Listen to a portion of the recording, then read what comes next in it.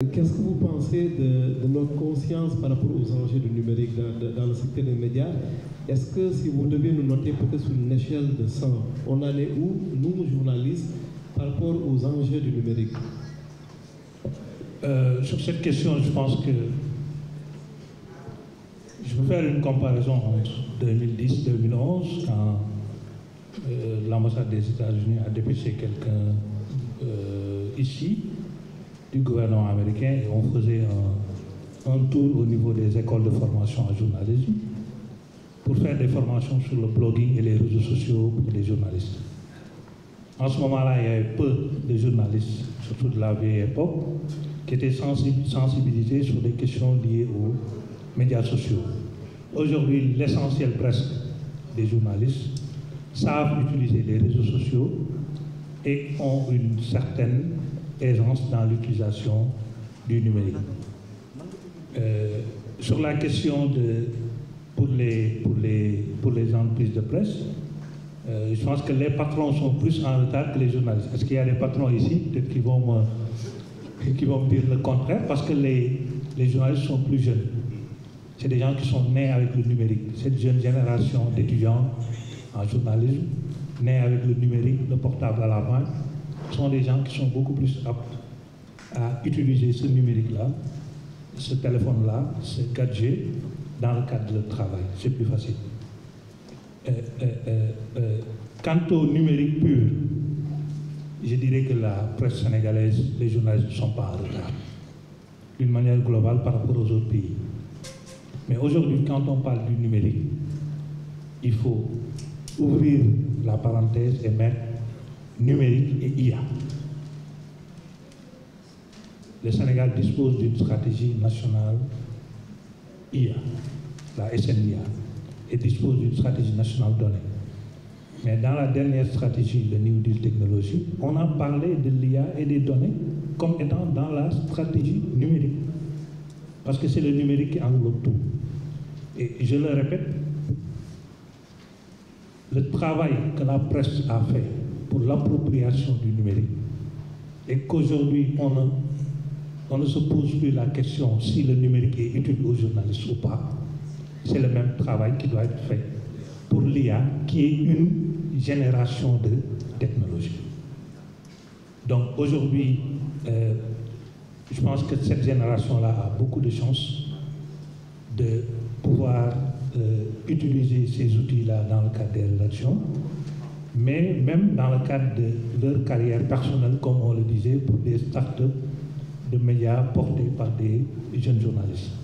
Maintenant, sur la question éthique, comme tu disais tout à l'heure avec Abdou Khadre, je pense que la première sensibilisation et la première prise de conscience doit être faite au niveau de chaque rédaction.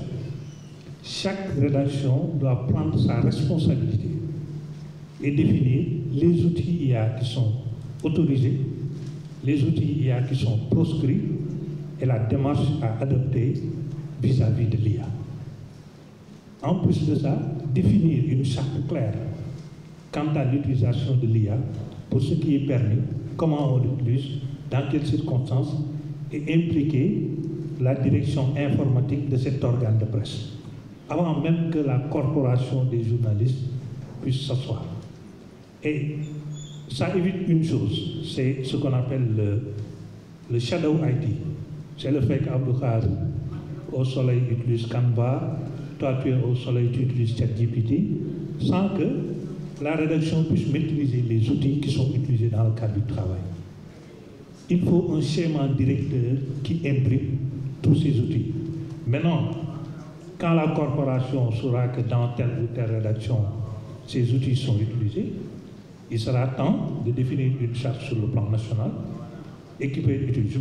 Je peux vous donner un exemple. Peut-être que je n'ai pas le droit de le dire, mais je pense que Salam Fall est un ami.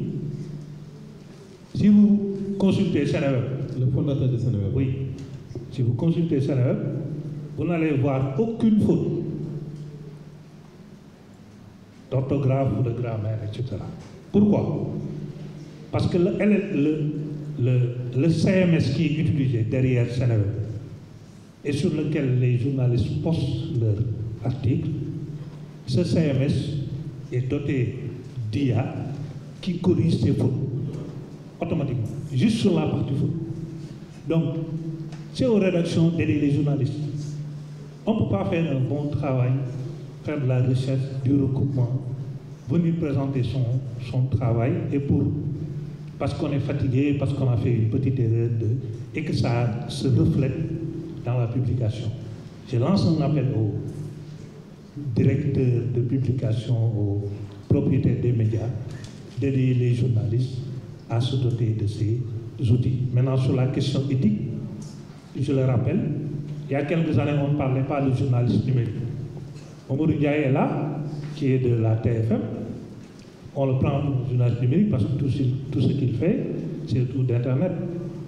En 2013 ou 2014, quand j'étais mon étudiant au niveau de EDUCOM, Amadou Tidjansi avait pris la décision de m'appeler moi et Moutaga Cissé pour faire un séminaire intensif pour des futurs journalistes.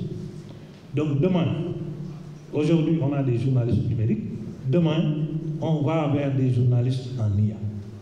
Ça veut dire que moi, le problème éthique qui se posera à mon niveau, c'est qu'une photo ou une vidéo d'illustration, surtout ou autre chose, soit mise en ligne sans qu'il y ait la mention fait exclusivement par l'IA. Parce que quand il y a cette transparence-là, il n'y a pas de problème. Je ne suis pas contre, c'est mon avis personnel, que demain un journaliste, dans le cadre d'une investigation, ou dans le cadre, par exemple, d'une interview ou d'une session en direct, live, il n'a pas le temps de générer quelque chose. Avec ses idées, il génère un papier fait par l'IA, mais que le journaliste puisse dire de manière spécifique que ce contenu de short news a été généré par une IA et que je vais y revenir pour plus d'informations. Pour moi, l'éthique se trouve à ce niveau-là.